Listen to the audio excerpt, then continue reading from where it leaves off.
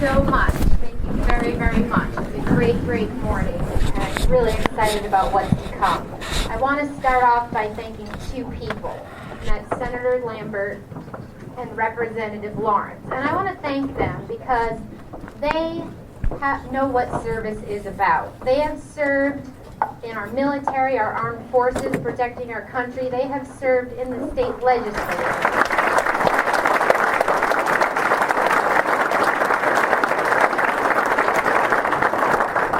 They have also earned a great amount of applause, which I'm going to ask you to join me in, because I was so touched by their gracious calls to me on election night and the way they unequivocally pledged their support in my goal and our goal, which is to repeal and replace Ann Custer in November.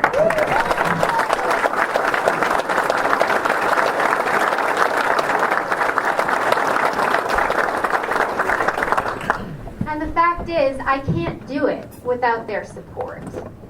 And what I've learned on this campaign is that I can't do it without the level of passion and enthusiasm that I've seen from people across the 2nd District when it comes to their concern about having their values represented in Congress. I have been stunned. I've been stunned by people that would literally, with their children even, put together hundreds and thousands of signs and spread them around the district.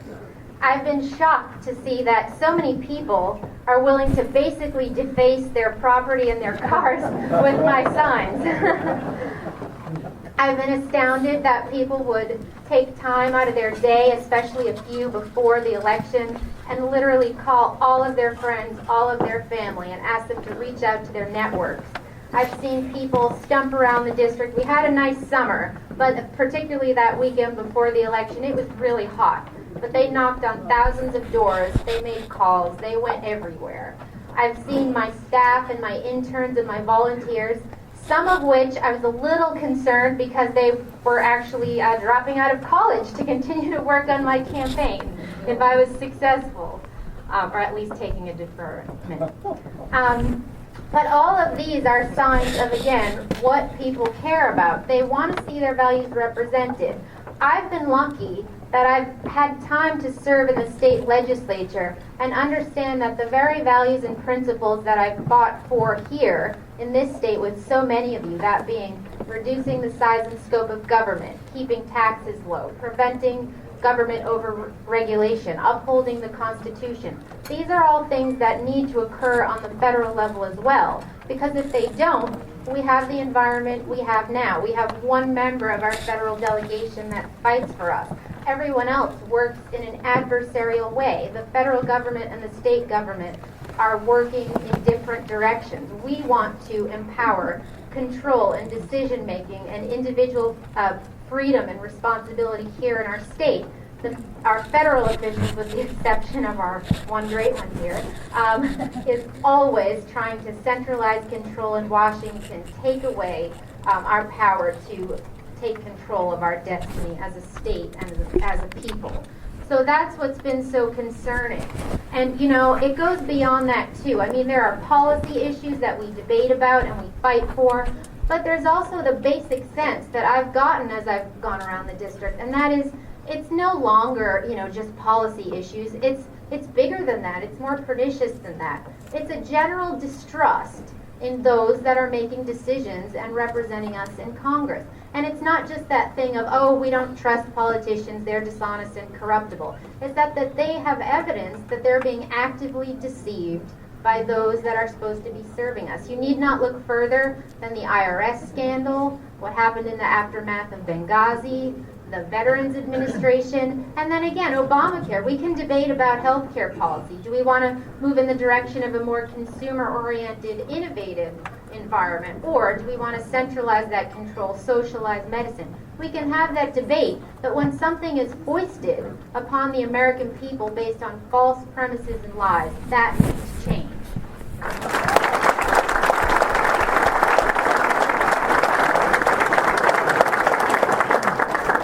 So that's why I'm running against Ann Custer. She considers herself one of the strongest supporters of the president and his administration in all of U.S. Congress. She also, still as recently as a few months ago, though she's gotten a little more shy about it recently, says that though of our 26 hospitals in the state, 10 of them are out of network and 7 of those are in her own district. She, on NHPR a little while ago, said, oh yes, she wasn't there when it passed, but had she been, she absolutely would have supported it. This is how far in the tank she is when it comes to her accordance and agreements with the liberal policies of the Obama administration. And that is a problem.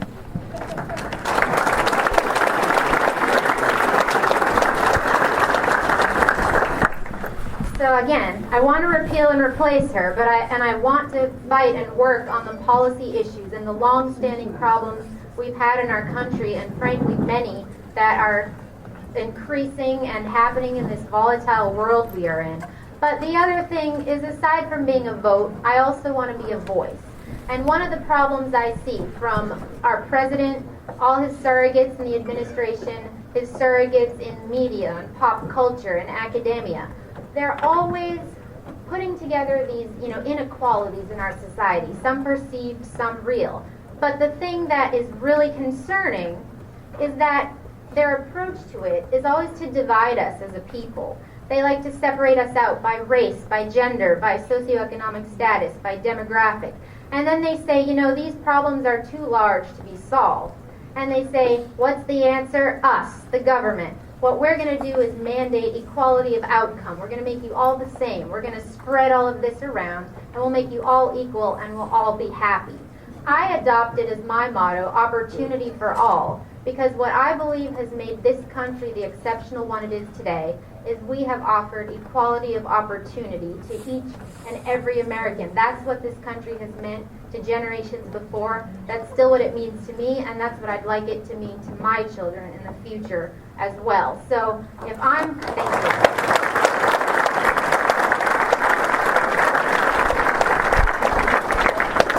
So my goal is to win this seat. I need all of your help. I need your support. I thank you again, Jim and Gary, for pledging that. And if I am elected, I promise that with every vote and with my voice, I will seek to return that control, that individual liberty, that local control from the individual to the family to the community to our state's rights, right back here to New Hampshire. Thank you very much.